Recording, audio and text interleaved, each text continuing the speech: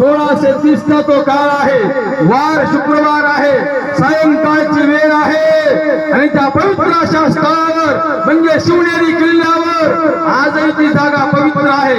जशाला तशी आजही ती जागा आहे. सारं काही पळलंय पण ती जागा जशाला तशी आजही आहे. त्या पवित्र अशा स्थळावर ठीक सायंकाळी 7 वाजता सर्व ग्रह उच्च मंडळामध्ये असताना एका लेकराचा जन्म झाला. ते लेकरू म्हणजे राजा शिवाजी.